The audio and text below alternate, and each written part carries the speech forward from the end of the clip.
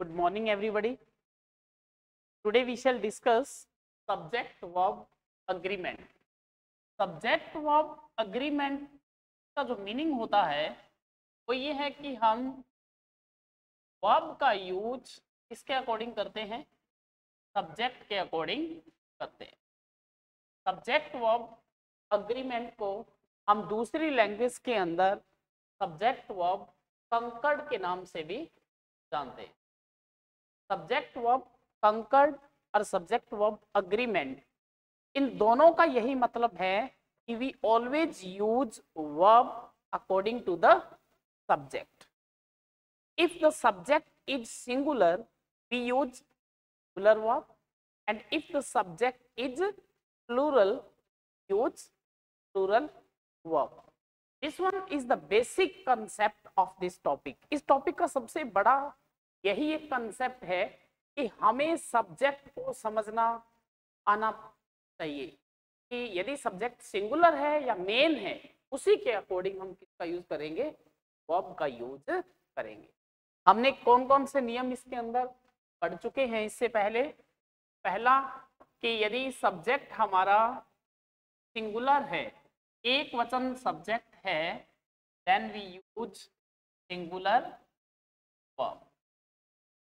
इसके अकॉर्डिंग हम singular verb का यूज करते हैं। Many examples are there. He is a good student, it mean we are using is according to the he. Ashok is a good boy, तो अपन अशोक के according किसका use कर रहे हैं, इज का। If the subject is plural, यदि हमारा कर्ता बहुवचन होता है, प्लूरल होता है, तब हम वर्ब भी कौन सी लगाते हैं, प्लूरल वर्ब का कुछ करते हैं। प्लूरल वर्ब में दोनों ही आ जाते हैं, प्लूरल प्रोनाउन भी आते हैं। प्लूरल प्रोनाउन के अंदर जैसे कि अपन यूज कर रहे हैं वी प्लूरल प्रोनाउन है। वी के अकॉर्डिंग अपन क्या लगाएंगे, we have completed homework. We have complete, we are using have. Have का जो हम यूज कर रहे हैं वो किसके अकॉर्डिंग यूज हो रहा है, वी के अकॉर्डिंग। इन द सेम वे यदि दो नाउन सिंगुलर जुड़े होते हैं एट दैट टाइम भी हम प्लूरल ही वर्ब का यूज हैं। और यदि एक से ज्यादा नाउन को अपन प्लूरल बनाएं, for example if I am saying boys, boys are playing, boys are playing, it mean boys जो है कौन सा नाउन है, प्लूरल। और प्लूरल के अकॉर्डिंग हम इस वर्ब का यूज करेंगे, प्लूरल वर्ब का आर का यूज हम इसमें करेंगे। इसके बाद एक कंसेप्ट आता है कि यदि दो सिंगुलर सब्जेक्ट हों और दोनों सिंगुलर सब्जेक्ट किससे जुड़े हों, एंड से जुड़े हों। टू सिंगुलर सब्जेक्ट्स हैं और दोनों के दोनों ये सिंगुलर सब्जेक्ट जो हैं वो जुड़े हुए हैं से एंड से, तब हम किस वर्ब का यूज करते हैं, तब भी हम प्लूरल वर्ब का यूज करते हैं। अब इसमें अपन लिखें, फॉर एग्जाम्पल मैंने लिखा a book and pen, a book and a pen are required. हम दो सिंगुलर नाउन का यूज कर रहे हैं लेकिन हम वर्ब कौन सी लगा रहे हैं, आर, प्लूरल, क्योंकि दो सिंगुलर क्या बन जाती हैं, प्लूरल वर्ब का रूप ले लेती हैं। तो जब भी हम दो सिंगुलर का यूज करेंगे तो हम प्लूरल वर्ब का यूज करेंगे। नेक्स्ट हमने इसमें एक पढ़ा था कि यदि हमारे पास दो सिंगुलर हैं लेकिन उनको जब अपन जोड़ते हैं एंड से जोड़ने के बाद वो दोनों के दोनों नाउन जो हैं वो एक ही आइडिया देते हैं, दोनों के दोनों वर्ड एक ही कंसेप्ट बनाते हैं, एक ही यूनिट बनाते हैं। उस टाइम भी हम किसका यूज करते हैं, उस टाइम हम सिंगुलर वर्ब का यूज करते हैं। टू सिंगुलर नाउन कन्वे कल आइडिया थॉट, उसमें भी हम सिंगुलर वर्ब का यूज करते हैं, प्लूरल वर्ब का यूज नहीं करते। अब जैसे कि अपन इसमें लिखें दो सिंगुलर नाउन, जैसे अपन बहुत कॉमन एग्जांपल देखते हैं कि time and tide, time and tide waits for none, time and tide waits for none, it mean समय और तूफान किसी का इंतजार नहीं करते। इट मीन टाइम को भी यहाँ पे क्या दिखाया हुआ है, ट्रांजिटरी, क्षणिक। In the same way is the tide, यानी कि ये बिना समय देखे ही कभी भी आ सकते हैं। तो कंसेप्ट दोनों का एक जैसा है। इसमें जितने भी मैंने आपको पीडीएफ में उपलब्ध करवाए हैं ना, time and tide, slow and steady, hammer and sickle, truth and honesty, age and experience, तो ये जितने भी हैं इनको आप एक बार थोड़ा सा दिमाग में रखना कि ये कोई भी यूज होता है तो हम कौन सी वर्ब का यूज करते हैं, सिंगुलर वर्ब का यूज करते हैं। इसके साथ साथ में एक बात आप ध्यान रखेंगे कि यदि दो पार्ट मिलके एक यूनिट बनती है, जैसे पलक एंड कार्ड, पलक कार्ड जैसे अपन बोल देते हैं, the same way rice and करी, इसी तरीके से जब दो पार्ट मिलके एक बनाते हैं तब भी हम सिंगुलर वर्ब का यूज करते हैं। इसके बाद सेकंड नंबर पे हमने किए थे कि जो कंजक्शंस आते हैं, अब कुछ कंजक्शंस मैंने आपको 4 कंजक्शन बताए थे जिसमें हम नियरेस्ट सब्जेक्ट के अकॉर्डिंग वर्ब का यूज करते हैं। कौन कौन से हैं वो, नीदर, नॉर, इधर और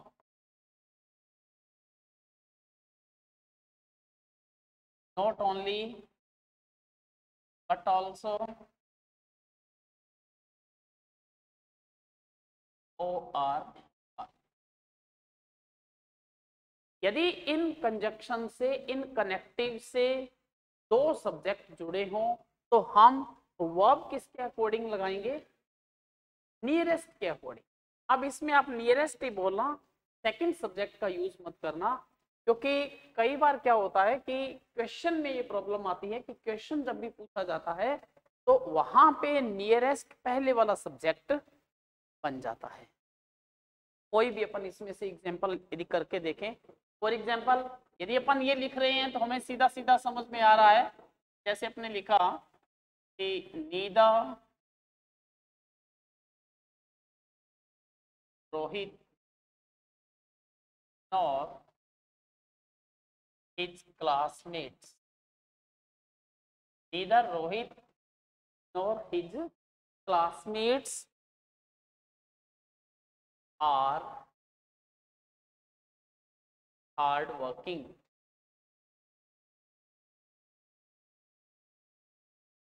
इस सेंटेंस के अंदर हमारे पास में दो सब्जेक्ट हैं, Rohit and his classmate. His classmates verb के बिल्कुल नजदीक है, तो हम इसके अकॉर्डिंग इस वर्ब का यूज करेंगे। लेकिन यदि इसे अपन क्वेश्चन की फॉर्म दे दें, ऐसा सेंटेंस आ जाए, तो हम फॉर एग्जांपल जैसे अपन ये लिखना चाहें,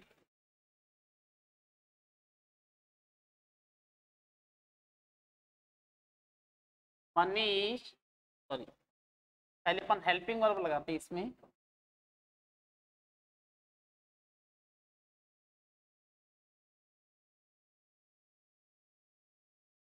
मनीष और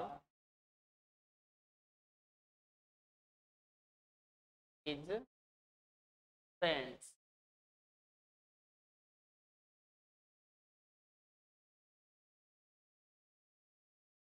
क्वालिटी। अब जैसे यहाँ पे आपको लगानी है वर्ब की फॉर्म, इस सेंटेंस के अंदर जैसे अपने पास में ये चारों कनेक्टिव हमने देख लिए, ईदर और नीदर नॉर और नॉट ओनली बट ऑल्सो। अब यहाँ पे हमने देखा किस कंजक्शन से जुड़े हुए हैं, ये अर से जुड़े हुए हैं। अब अर से जुड़े हुए हैं तो हमारे दिमाग में रहता है कि हम सेकंड के अकॉर्डिंग वर्ब लगाएं। ऐसा नहीं है, नियरेस्ट के अकॉर्डिंग। यहाँ पे वर्ब हमें स्टार्टिंग में लगानी है क्योंकि जो सेंटेंस है किसमें है, क्वेश्चन फॉर्म में है। इस क्वेश्चन फॉर्म के सेंटेंस के लिए हम क्या करेंगे, अब जैसे अपने को दो वर्ब दी हो यहाँ पे इज एंड आर, तो अपन क्या लिखेंगे, इज या आर, इज लगाएंगे क्योंकि अपन इज किसके अकॉर्डिंग लगा रहे हैं, मनीष के अकॉर्डिंग। यहाँ पे हमारी वर्ब के बिल्कुल पास जो सब्जेक्ट है वो क्या है, मनीष। ये ध्यान रखना, जब भी आपको इंटेरोगेटिव सेंटेंस दिया होगा ना, तब ये नियरेस्ट वाला ही रूल आपका सही करेगा। इसके अलावा मैंने आपको नेक्स्ट बताए थे 5 नंबर में बहुत से कंजक्शन, जैसे कि विद, उसमें से कॉमन कॉमन है along with, headed by, including, ये सारे के सारे आपको पीडीएफ में मिल जाएंगे। Excluding, like, unlike and not, जितने भी कंजक्शन है जिसमें ज्यादातर विद लगा हुआ है या बाई लगा हुआ है, तो इसके अंदर हम वर्ब किसके अकॉर्डिंग लगाते हैं, रिमोटेस्ट, जो उससे दूर है, यानी पहला जो सब्जेक्ट है उसके अकॉर्डिंग हम वर्ब का यूज करेंगे। अब जैसे किसी में भी अपन विद का यूज करते हैं तो विद से पहले आने वाले सब्जेक्ट के अनुसार अपन वर्ब का यूज करेंगे। ये भी हमने कर लिया था वैसे। इसके बाद हमने पढ़े थे कल लास्ट के अंदर अपन डिस्कस कर रहे थे, एक अपने पढ़ा था वन ऑफ द वाले तीनों स्ट्रक्चर पढ़ लिए थे। वन ऑफ द के बाद में हमेशा प्लूरल सब्जेक्ट आता है, उसके बाद में यदि कोई सब्जेक्ट को जोड़ने के लिए कनेक्टर दिया होता है तो वर्ब प्लूरल के अकॉर्डिंग आती है। ये तीनों ही स्ट्रक्चर आप याद कर लेना। तो इसके बाद अपन कल बात कर रहे थे लास्ट के अंदर, सब्जेक्ट वर्ब अग्रीमेंट के अंदर एक इंपॉर्टेंट रहता है कलेक्टिव नाउन। कलेक्टिव नाउन के अंदर हमें ये देखना है, कलेक्टिव नाउन किसे कहते हैं, कलेक्टिव नाउन कहते हैं समूहवाचक संज्ञा। समूहवाचक संज्ञा को हम बोलते हैं कलेक्टिव नाउन। अब जब भी कलेक्टिव नाउन हमें दिया जाता है तो हम मोस्टली सिंगुलर वर्ब का यूज करते हैं, मोस्टली सिंगुलर वर्ब का यूज होता है। लेकिन कई बार वो कलेक्टिव नाउन जो होता है वो अलग अलग होने का भाव देता है, एक से ज्यादा पार्ट, एक से ज्यादा उसके टुकड़े होने का भाव देता है। उस टाइम हम किस वर्ब का यूज करेंगे, उस टाइम हम प्लूरल वर्ब का यूज करेंगे।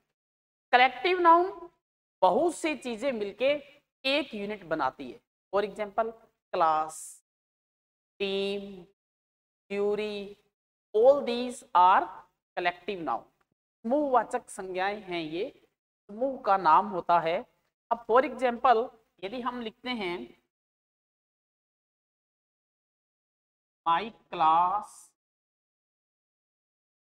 वेरी एक्टिव,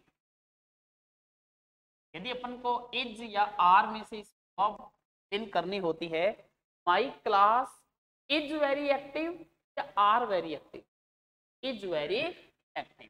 यहाँ पे हम पूरी क्लास को एक यूनिटी के तौर पे, एक ग्रुप के तौर पे दिखा रहे हैं। Our team is very energetic, it mean हम पूरी की पूरी टीम को एक यूनिट के तौर पे शो कर रहे हैं। कई बार हम इसे क्या करते हैं कि अलग अलग होने का भाव देते हैं। जैसे मैंने लिखा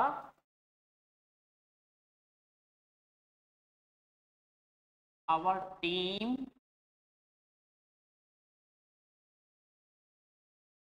divided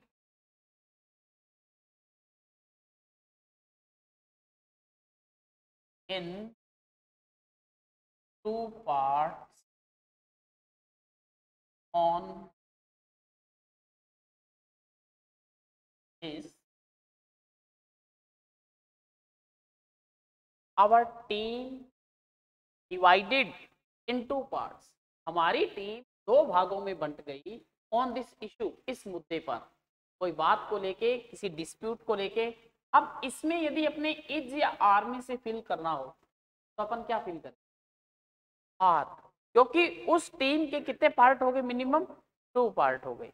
वैसे भी अपन लिखे ज्यूरी, एक तो अपन लिखे jury were divided on this topic, इस टॉपिक पे ज्यूरी, ज्यूरी कहते हैं जजेस के कलेक्शन को, तो जजेस का कलेक्शन है, इस बात पे एकमत नहीं था।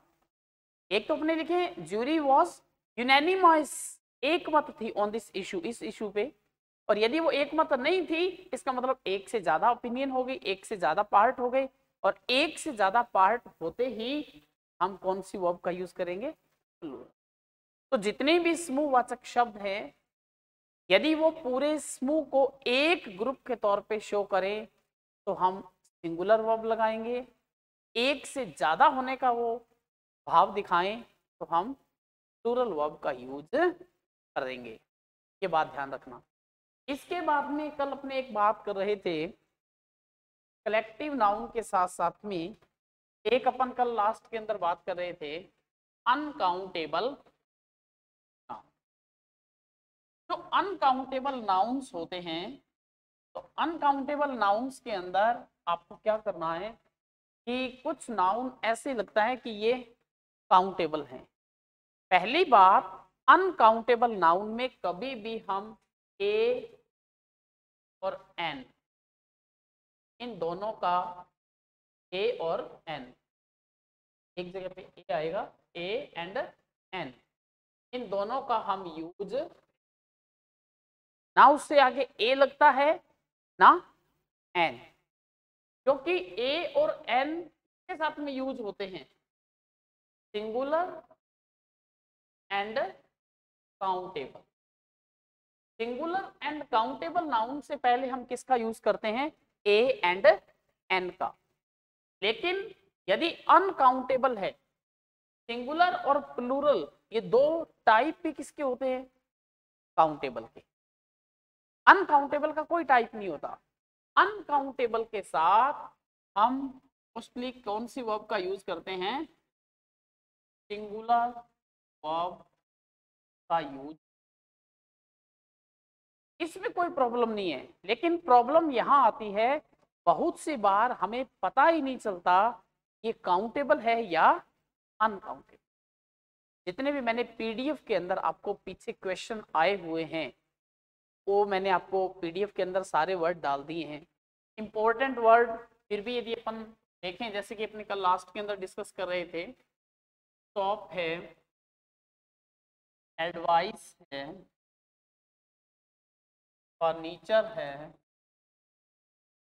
वर्क है, रेड है, ठीक है, और कौन सा वर्ड बोल रहे? चेस, चेस वर्ड है हमारे पास में। और एविडेंस है, एविडेंस किसे कहते हैं? एविडेंस मीन्स,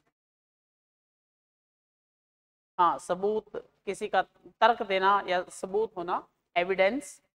इसके साथ साथ में जितने भी ये वर्ड मैंने आपको पीडीएफ में अवेलेबल करवाए हैं ना, इनको एक बार आप जरूर पढ़ लेना। एडवाइस है, अकोमोडेशन क्या होता है?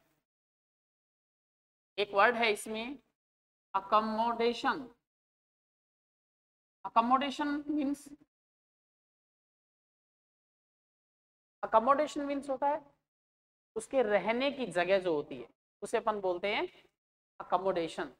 अकोमोडेशन इज ऑल्सो अनकाउंटेबल, ये भी अनकाउंटेबल है। इसके साथ साथ में इंपॉर्टेंट वर्ड इतने ही है, एक सीनरी वर्ड काफी एग्जाम में आया हुआ है,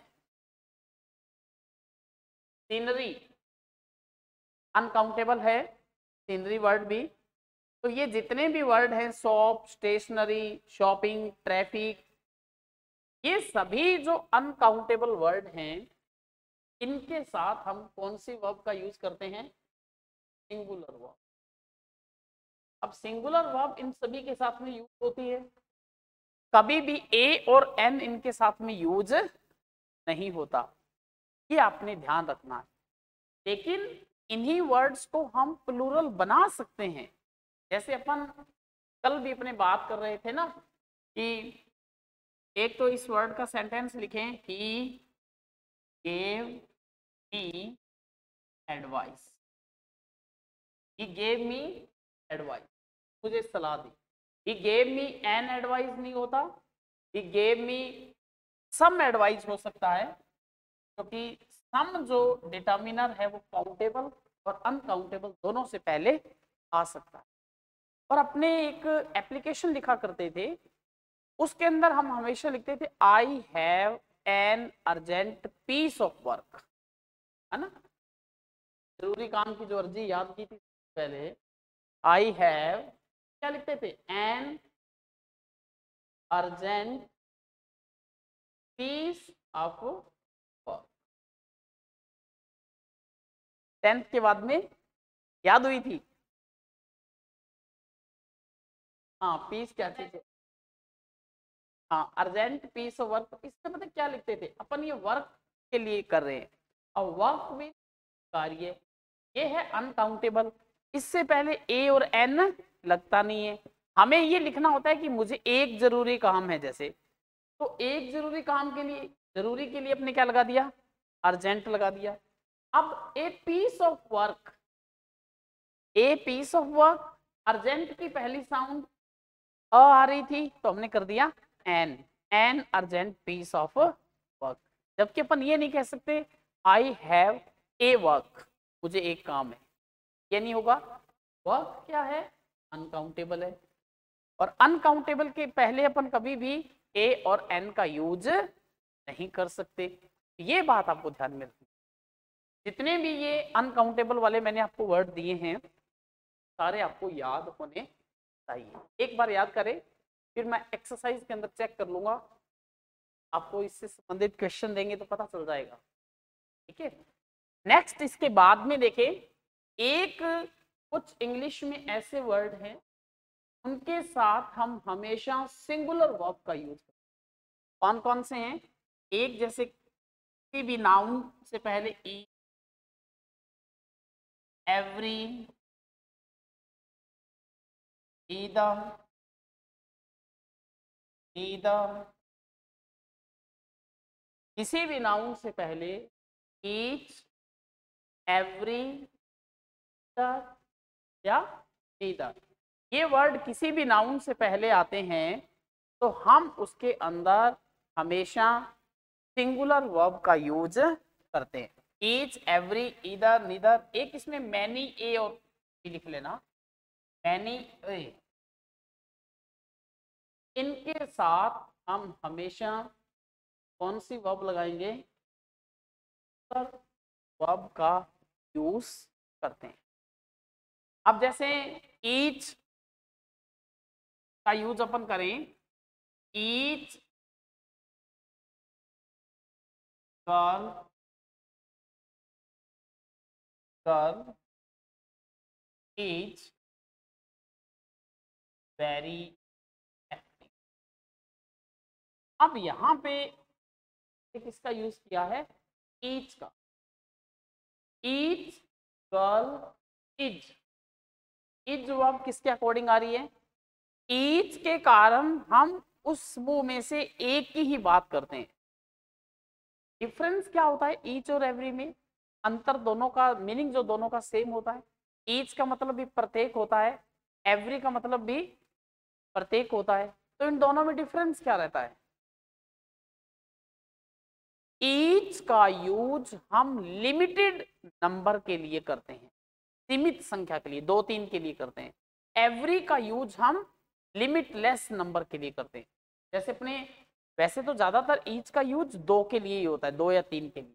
जैसे अपन ये लिखें इसको कंप्लीट लिखें, ईच ऑफ 2 गर्ल्स। इसको ऐसे पूरा लिखें, each of girls is active. Each of 2 girls, हालांकि पास वाला नाउन क्या आ रहा है, गर्ल्स, लेकिन ऑफ के बाद में सारी की सारी प्रेपोजिशनल फ्रेज है, ये अफेक्ट ही नहीं करती, अपन पढ़ चुके हैं। तो ईच ऑफ, तो यहाँ पे किसके अकॉर्डिंग आएगी वर्ब, ईच के अकॉर्डिंग। ईच का मतलब उनमें से एक को ही लेना है, ईच ऑफ 2 गर्ल। यदि अपन ये लिखें every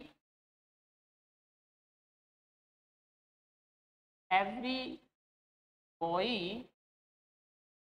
is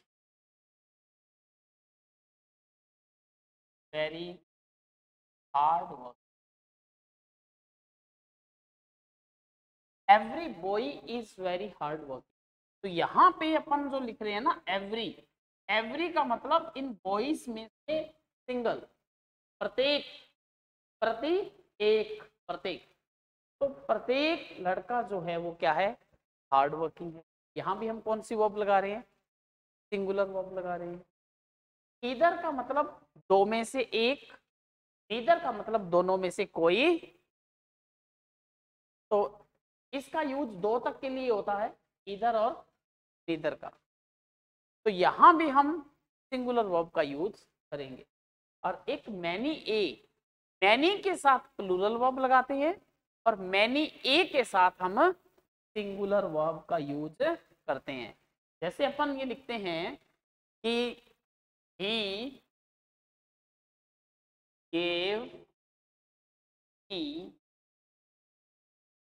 gave me many flowers। यहाँ पे सिंपल अपने किसका यूज किया, मैनी का, और मैनी के साथ में सब्जेक्ट क्या आ गया हमारा, प्लूरल है। लेकिन जब भी हम इस मैनी के साथ में ए का यूज करेंगे, many a student, many a student is going on a picnic, many a student is going on A picnic. यहाँ पे अपने मैनी के बाद में क्या लगा हुआ है, ए। जब भी मैनी के बाद में ए लगेगा तो सबसे पहली बात इसके बाद में जो नाउन आएगा वो कौन सा होगा, सिंगुलर। सिंगुलर नाउन जब होगा तो हम इसके बाद में आने वाली वर्ब भी क्या लगाएंगे, many a student is going on A picnic.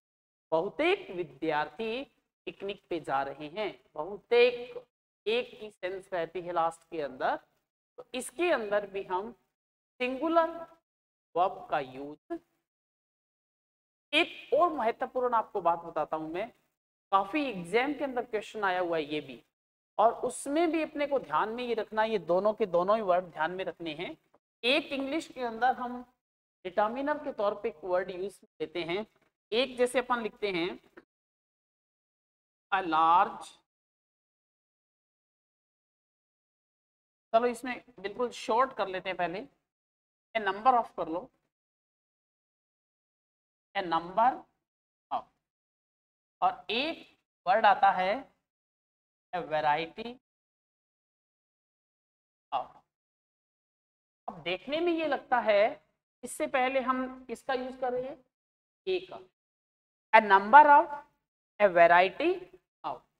ए होने के कारण हमें लगता है कि वर्ब कौन सी आनी चाहिए, सिंगुलर। सिंगुलर नहीं आती, वर्ब कौन सी आती है, प्लूरल वर्ब आती है। बहुवचन सब्जेक्ट के अकॉर्डिंग हमें क्रिया का यूज करना पड़ता है। अब जैसे अपने इसका एग्जांपल लिखें कि a number of boys present in my class.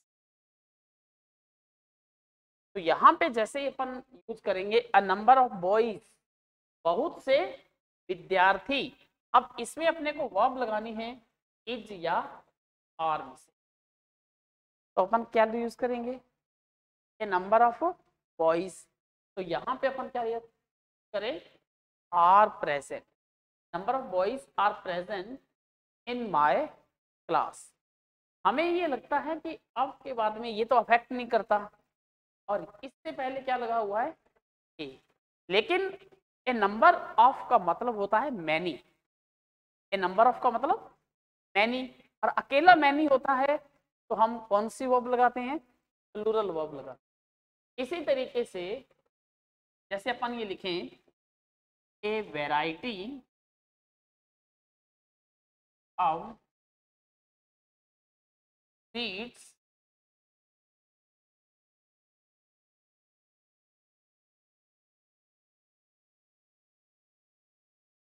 Presented to him, was है और वर है। A variety of sweets, sweets की एक वैरायटी यानी different types of the sweets were presented to him और वॉज प्रेजेंटेड टू, वर आएगा इसमें, वर presented to him, उसको बहुत सी प्रकार की मिठाइयाँ जो है प्रेजेंट की गई उपहार में। कल भी अपने बात की थी, जो स्वीट है, स्वीट सिंगुलर है या प्लूरल है, एक टाइप की, हाँ दोनों ही है, एक टाइप की यदि स्वीट है तो अपन उसको स्वीट बोलेंगे, ठीक है। तो जैसे फॉर एग्जांपल 5 रसगुल्ला, तो वो क्या है, ए स्वीट है, स्वीट्स नहीं है, स्वीट्स मीन्स 5 रस।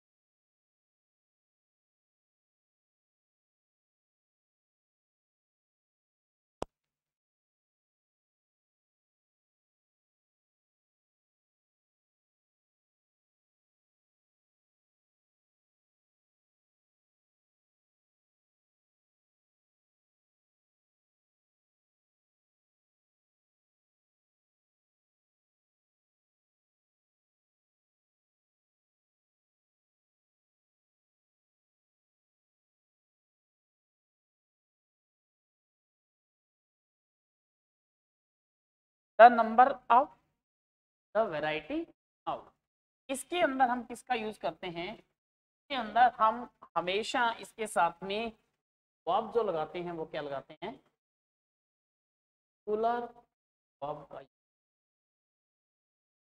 अब देखने में ये लगता है कि the number of, the variety of, तो यहाँ पे हम कौन से आर्टिकल का यूज कर रहे हैं, डेफिनेट का।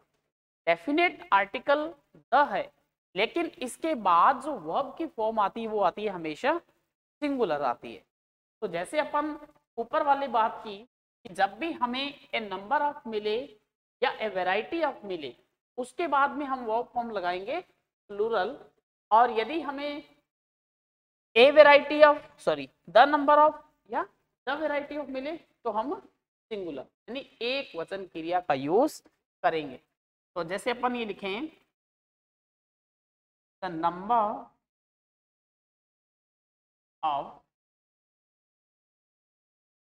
Pair, the number of pair is 10, the number of player is 10, यानी कि प्लेयर्स का जो नंबर है, प्लेयर्स की जो संख्या है वो कितनी है, 10 है।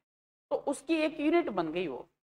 देखने में ये लगता है कि द नंबर ऑफ या द वैरायटी ऑफ, तो यहाँ पे हमेशा कभी भी मिस्टेक नहीं करनी, इनके साथ में फिक्स ही है कि हमें सिंगुलर वर्ब का ही यूज करना। इसके बाद जो इन दोनों का ध्यान रखते हुए इसके बाद में टॉपिक आता है जिसे अपन कहते हैं, ये वैसे अपन लगभग कर चुके हैं, एरर ऑफ अप्रोक्सीमिटी, एरर ऑफ अप्रोक्सीमिटी, या जिसे अपन बोल देते हैं, ज़्यादातर मोस्टली ये होती हैं प्रीपोजिशनल फ्रेज के अंदर जितनी भी प्रीपोजिशनल फ्रेज हैं वो कभी भी हमारे सब्जेक्ट वर्ब अग्रीमेंट को प्रभावित नहीं करती। मेन सब्जेक्ट के अनुसार या नाउन के अनुसार ही हमें वर्ब का यूज करना पड़ता है। फॉर एग्जाम्पल यदि अपन लिखें colours of the rainbow, colours of the rainbow attractive, यहां पे हम किसका यूज करेंगे, इज का या आर का? Colours of the rainbow are attractive. Is नहीं आएगा क्योंकि हमारा जो मेन सब्जेक्ट है वो क्या है, कलर्स है, बहुवचन है। ऑफ द रेनबो ये मैटर नहीं करता, ऑफ द रेनबो मैटर नहीं करता, तो हमारे पास में कौन सा वर्ड रहेगा जिसके अकॉर्डिंग वर्ब का यूज करेंगे? वर्ड है हमारे पास में कलर्स और उसके अकॉर्डिंग हमने प्लूरल वर्ब का यूज किया है। ये कर सकते हो आप, इसमें कोई प्रॉब्लम नहीं है। इसके कई एग्जांपल मैंने आपको पहले भी दिए थे, क्वालिटी ऑफ दीज मैंगोज, है ना। तो क्वालिटी किसी भी टाइप में प्लूरल आएगी इसके बाद में, लेकिन पहले क्वालिटी सिंगुलर रह जाती है। तो जो भी प्रेपोजिशनल फ्रेज हैं वो भी हमें मैटर नहीं करती। इसके बाद जो आप मोस्टली ये सब्जेक्ट वर्ब एग्रीमेंट के जो मेन आपके रूल्स हैं वो इसके साथ में ये कंप्लीट हो जाते हैं। इसके बाद में एक महत्वपूर्ण बात आपने ध्यान में रखनी है कि समटाइम्स प्लूरल नाउन्स जो है वो stands for single unit.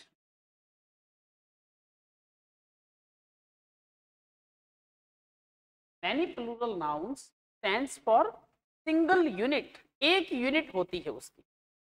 For example, there is a famous poem of William Shakespeare, Daffodils. Name of the poem is Daffodils.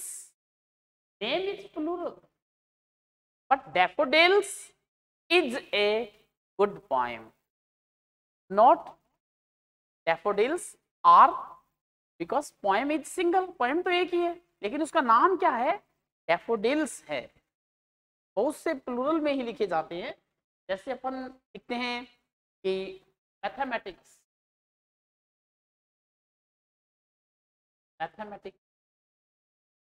Mathematics is a good subject, क्योंकि टोटल मैथमेटिक्स सिंगल हो गया तो अपन उसके लिए singular verb का use करेंगे, is a good subject. इसी तरीके से बहुत से नाउन हैं जिनके लास्ट में एस लगता है। For example news, economics, politics. तो न्यूज, अब न्यूज में एस लगने का, news is authentic, news is true. तो न्यूज साथ में हम आर नहीं लगा रहे, हम किसका यूज कर रहे हैं, इज का यूज कर रहे हैं। Gulliver's travels is famous book, historical book Gulliver's travels. तो जितने भी ये नाउन हैं जिसके लास्ट में क्या लग रहा है, एस, तो पर्टिकुलर वो नाउन सिंगल ही है लेकिन उसका नाम ही क्या है, प्लूरल फॉर्म में है। तो ये भी हमारे कभी भी सब्जेक्ट वर्ब अग्रीमेंट को प्रभावित नहीं करता। क्या रहेगा इसके साथ में, वर्ब सिंगुलर का ही यूज हम करते हैं। एक इसमें और इम्पोर्टेंट बात रहती है कि कई बार कई प्लूरल नाउन जो मिलते हैं वो सिंगल यूनिट बनाते हैं, सिंगल डिस्टेंस बनाते हैं, सिंगल दूरी, है ना, कोई भी सिंगल यूनिट, तो भी हम सिंगुलर का यूज करते हैं। फॉर एग्जाम्पल जैसे अपन लिखें 10 is very small amount nowadays। 10 rupees a very small amount now days. अब इसमें अपन क्या यूज करें, इज या आर। अब जो वैसे देखा जाए तो 10 रुपीज ऐसा लग रहा है कि 10 रुपए जो हैं, तो 10 रुपए हैं, 10 रुपए क्या हम बना रहे हैं यहाँ पे अपन क्या यूज कर रहे हैं, ए वेरी स्मॉल अमाउंट, एक छोटी सी रकम है। तो इस 10 रुपए ने मिलके क्या बनाई, 1 यूनिट। तो अपने यहाँ पे किसका यूज करेंगे, इज का यूज करेंगे। 10 rupees is a small amount, is a bigger amount now days. आजकल 10 रुपए बहुत छोटी अमाउंट हो चुकी है। जैसे अपन लिखें 20 किलोमीटर्स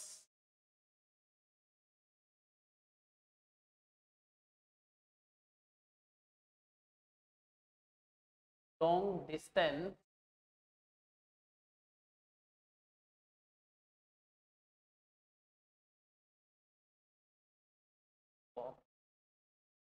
20 किलोमीटर्स, 20 किलोमीटर जो है लॉन्ग डिस्टेंस, एक लंबी दूरी है, टू वॉक, घूमने के लिए। तो 20 किलोमीटर्स मिलके यूनिट क्या बना रहे हैं, एक दूरी है ना, एक लंबी दूरी। तो अपन क्या यूज करेंगे, इज या वॉच, यानी सिंगुलर वर्ब का ही यूज करते हैं। ये अपने को ध्यान में रखना पड़ेगा इसके अंदर भी, कि जब भी एक से ज्यादा नाउन मिलके एक यूनिट यदि बनाते हैं तो हम उसके अकॉर्डिंग ही वर्ब का यूज करते हैं। बहुत सी बार हमारी वर्ब को, अब ये हमारी वर्ब को कौन डिफाइन कर रहा है, ये डिफाइन नहीं कर रहा, ये सारा मिलके एक यूनिट बना दी और वो यूनिट हमें यहाँ पे पता चल रही है। इससे अपन क्या कहते हैं, इससे अपन कहते हैं कि ये जो वर्ब है ये पहले वाला सब्जेक्ट है, इससे डिसाइड नहीं हो रही, ये बाद वाले से लगभग डिसाइड हो रही है। इसी से अपने को क्लियर हो रहा है ये सिंगल है या एक से ज्यादा है। और यही हम करते हैं जब भी हमें सब्जेक्ट मिलता है, एक तो हेयर एंड, इसमें तो अपने क्लियरली यही करते हैं कि हेयर और देयर, इसके बाद में सिंगुलर वर्ब आती है या प्लूरल, हाँ आगे आने वाले सब्जेक्ट के अकॉर्डिंग। जैसे अपन लिखे देयर इज अ बिग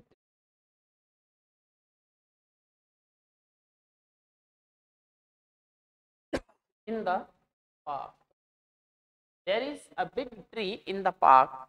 तो यहाँ पे अपन किसका यूज कर रहे हैं, इज का।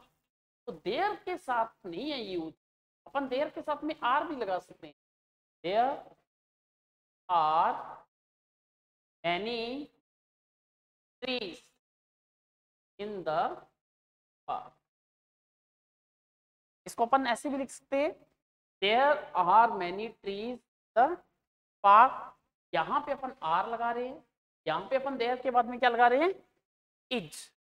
फिक्स नहीं होता हेयर और देयर के बाद में, ये एक तरह से इन्वर्जन सब्जेक्ट है। स्थिति को क्लियर करने के लिए अपन लगा रहे हैं, रियल सब्जेक्ट नहीं है ये। रियल सब्जेक्ट क्या है, ए बिग ट्री। यहाँ पे रियल सब्जेक्ट क्या है, मैनी ट्रीज, बहुत से पेड़, many trees are there in the park, ऐसे भी तो बोल सकते हैं ना, a big tree is there in the park, ये भी बोल सकते हैं। तो रियल सब्जेक्ट इसका क्या है, इसके बाद आने वाला। तरीके से उसमें भी डिस्टेंस बनाए, लेंथ बनाए, अमाउंट बनाए, काफी चीजें मिलके एक सिंगल बना दे तो सिंगुलर वर्ब। यही मैंने आपको बिल्कुल बेसिक चीज पहले दिन भी बताई थी, सब्जेक्ट वर्ब एग्रीमेंट में टॉपिक के नाम पे कुछ नहीं है, हमें उन सब्जेक्ट्स को समझना आना चाहिए। ये सब्जेक्ट्स हमारे सिंगुलर का कंसेप्ट देते हैं तो सिंगुलर वर्ब लगाएंगे, यदि प्लूरल का कंसेप्ट देते हैं तो हम प्लूरल वर्ब का यूज इसके साथ में करते हैं। इसके बाद में आप लास्ट के अंदर एक जो टेबल आपको दी हुई है, इस टेबल को भी आप समझ लेना, जिससे कि अपने को आसानी हो जाएगी थोड़ा तो करने में। जितने भी आप नियम इसके लगभग कंप्लीट हो चुके हैं, तो एक ये मैंने कल करवा दिया था ना आपको, कुछ नाउन जो होते हैं प्लूरल होते हैं हमेशा, पीपल है, पुलिस है ना, ये हो गया था। तो इसके बाद में आपने क्या करना है, ये टेबल कर लेना। एक टेबल में क्या है कि कुछ फ्रेज दी हैं आपको, वर्ड्स दिए हैं, जैसे 1/3 ऑफ, 2/3 ऑफ, 3/4 ऑफ, जितने भी रेशियो बनाने वाले अनुपातिक शब्द दिए होते हैं, इन अनुपातिक शब्द के साथ में यदि सिंगुलर नाउन आए तो सिंगुलर वर्ब का यूज करते हैं, और यदि प्लूरल नाउन आए तो प्लूरल वर्ब का यूज करते हैं। जैसे अपन लिखें 1/3 of the wall is painted. 1/3 of the wall, 1/3 of, 1/3 of, half of the wall, 1/4 of, 1/10, कुछ भी हो सकता है। यहाँ पे अपन क्या लगा रहे हैं, इज, क्योंकि इसके बाद में क्या आ रहा है, सिंगुलर नाउन है ना। और यदि अपन ये लिखें कि 1/3 of the boys are absent, 1/3 of the boys are absent, यहां भी हमने 1/3 ऑफ का यूज किया, लेकिन यहाँ पे हमने किसका यूज किया, प्लूरल सब्जेक्ट। जब प्लूरल है तो इसके बाद में अपन प्लूरल वर्ब का यूज करें। ये सारी टेबल के अंदर यही बना हुआ है। यदि सिंगुलर आता है, अनकाउंटेबल आता है, तो हम वर्ब कौन सी लगाएंगे, सिंगुलर। यदि प्लूरल आता है तो हमेशा हम प्लूरल लगाएंगे। इसमें कोई ज्यादा टेबल में नहीं है, एक बार सारे इसके एग्जाम्पल आप पढ़ लेना। अब जैसे कई बार नो वर्ड है, नो, अब नो के साथ में अपन देखा जाए तो नो के साथ में प्लूरल लगता है, ठीक है। लेकिन अपन नो के साथ में जैसे प्लूरल लगाते हैं कि no girls are permitted go outside, no girls, no के बाद अपन क्या लगा रहे हैं, प्लूरल नाउन लगा रहे हैं, प्लूरल लगा रहे हैं तो वर्ब की आ गई प्लूरल। इसमें सिर्फ जस्ट कुछ डिटर्मिनर से संबंधित कुछ क्वालिफायर्स हैं जो इस टेबल के अंदर दिए हुए हैं, तो उसके साथ में अपन वैसे ही वर्ब का यूज करते हैं। अब मोर देन है, मोर देन के साथ में भी कंडीशन है, यदि मोर देन के साथ सिंगुलर लगाए, more than one girl is, more than one girl is not allowed go for water, more than one girl is allowed। अब अपने क्या किया, more than का यूज किया, उस पद में क्या है, वन गर्ल, वन गर्ल के अकॉर्डिंग हमने वर्ब भी क्या लगाई है, सिंगुलर लगाई है। यदि अपन लिखें कि more than two girls are not allowed go, यहाँ पे अपने क्या किया, more than two girls के बाद में अपन क्या लगा दिया, are, क्योंकि more than के बाद में यहाँ पे क्या लगा रहे हैं हम, प्लूरल लगा रहे हैं। ये तो बहुत सिंपल है टेबल। इसके अंदर यदि सिंगुलर सब्जेक्ट मिलता है तो सिंगुलर वर्ब का यूज करना है, प्लूरल सब्जेक्ट मिलता है तो हम प्लूरल वर्ब का यूज करेंगे।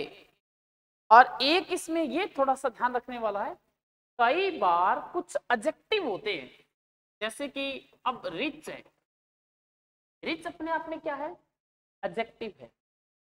एडजेक्टिव कभी भी नाउन के तौर पे वैसे यूज नहीं होते सीधे सीधे, हम इसको नाउन के तौर पे यूज कर, रिच का मतलब क्या हो गया, धनवान, ठीक है। रिच पर्सन हो सकता है, रिच बॉय हो सकता है लड़का। अपने इसको जब नाउन बनाते हैं ना, तो हम लगा देते हैं द रिच। द रिच का मतलब हो गया, ये तो हो गया हमारे पास में एडजेक्टिव, ठीक है, और ये हमारे पास में हो गया डिटर्मिनर एक तरह से। द रिच का मतलब हो गया पूरे रिच लोगों की क्लास, वो पूरी वर्ग। तो जब पूरे वर्ग का बोध कराता है ये, तब ये हमेशा प्लूरल होता है। The rich are honest, the rich are honest, धनवान ईमानदार होते हैं। तो हमने उसकी विशेषता बताई है, कौन सी? The rich. तो द रिच किसी का मतलब द पुअर भी हो सकता है, द वीक भी हो सकता है, द ऑनेस्ट भी हो सकता है, द इंटेलिजेंट भी हो सकता है। जितने भी एडजेक्टिव हैं उससे पहले यदि हमें द लगा हुआ मिल गया तो वो हमेशा प्लूरल का रूप ले लेंगे। ये भी एक इसमें ध्यान रखना है इस चीज को भी। मैनी, मैनी ए का मैंने अंतर आपको बता दिया है। मैनी के साथ में प्लूरल आता है और मैनी ए के साथ में सिंगुलर वर्ब का यूज होता है। और इसके बाद आप जितने भी ये नियम हैं इनमें जस्ट एक ही चीज है कि प्लूरल काउंटेबल नाउन है तो प्लूरल वर्ब लगानी है, और यदि अनकाउंटेबल है या सिंगुलर नाउन है तो हमने सिंगुलर वर्ब का यूज करना है। ये टोटल आपके सब्जेक्ट वर्ब अग्रीमेंट से रिलेटेड मैंने आपको कुछ नियम रिवाइज करवाए हैं। कल आपका सब्जेक्ट वर्ब अग्रीमेंट जो टॉपिक है इसमें से एक टेस्ट ले लिया जाए, है ना। और साथ में यदि कुछ इस टॉपिक में रह गया है तो कल अपने इसको कवर कर लेंगे और एक छोटा सा टेस्ट भी ले लेंगे। That's all.